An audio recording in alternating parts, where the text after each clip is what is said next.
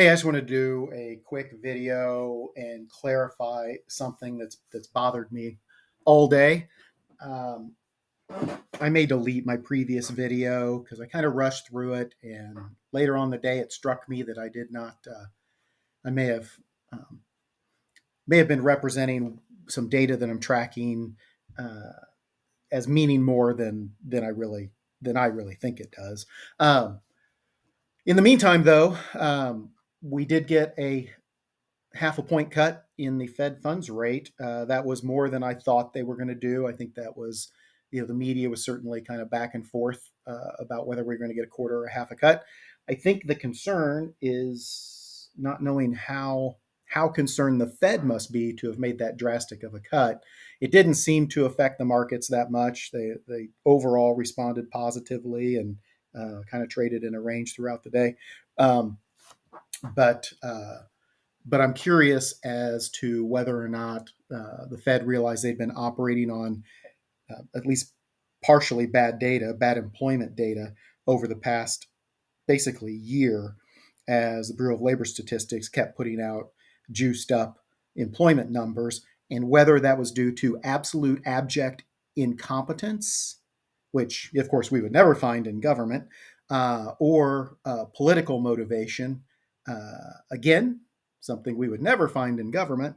Um, it's hard to say, but we know that those numbers were juiced by an extra million jobs pretty much over the last 8 to 12 months, something like that, and maybe the Fed was relying on that data in their calculations to maybe thought things were the employment marketplace was better than it really was.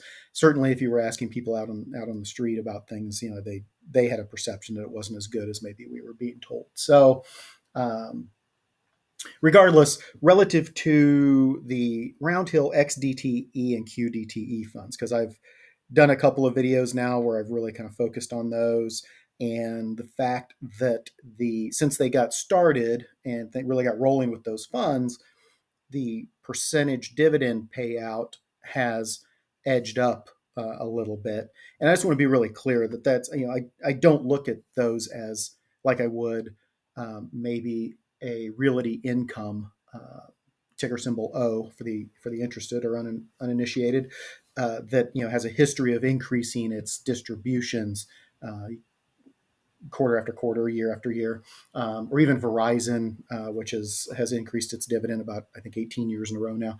I'm really just trying to track their performance, and it just seemed like they were doing a little bit better over time, and then just kind of wondering what the ceiling is going to be on that payout. Obviously, they're going to have bad weeks and months and good weeks and months. But I just felt like it was important to clarify just why I was tracking that or thought the data was novel.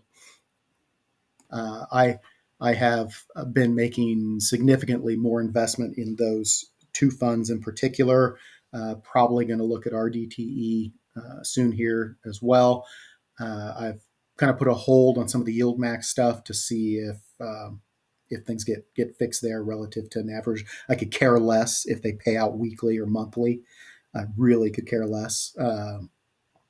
I do like the weeklies when they're significant because I can immediately acquire more shares or roll into something else if I want to. But when it comes to the yield max stuff, I just don't care. I want to know that if I put money there, I don't getting an 80% yield and a negative total return doesn't work for me.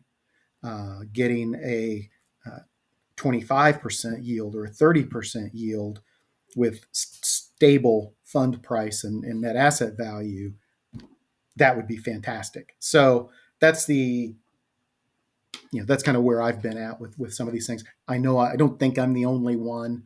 And part of the reason I started this channel was I got frustrated with people who seem to think that total return doesn't matter. And you have some of these funds that, yeah, yes, you might have come out a little bit better if you continually were reinvesting dividends. Um, but in a lot of cases, you just maintained your initial investment doing that. That's not what you get into these things for. Great, you got more shares, but the shares are worth half as much. Who cares? Um, you have funds. I think Coney is one where if you continue to reinvest your distributions, you actually were a little bit worse off, I think, because you would have acquired shares as high as maybe like $26 or $27 a share, which are no longer worth that. Whereas people who just bought 100 shares and just let it sit there and collected distributions are now playing with house money, right? The distributions have paid off their initial investment. Now anything they collect is gravy. That's fantastic. Um, and then you've got some of these funds that just, they've given you a quarter, but then the NAV went down by 50 cents instead of the quarter. So anyway, those are the things I really wanted to cover. And I said really quick, and then somehow I've managed to ramble on for several minutes. Sorry for your luck if you made it this far. Anyway, hope everyone has had a fantastic day, or is having a fantastic day by the time you hear this. And take care, everyone.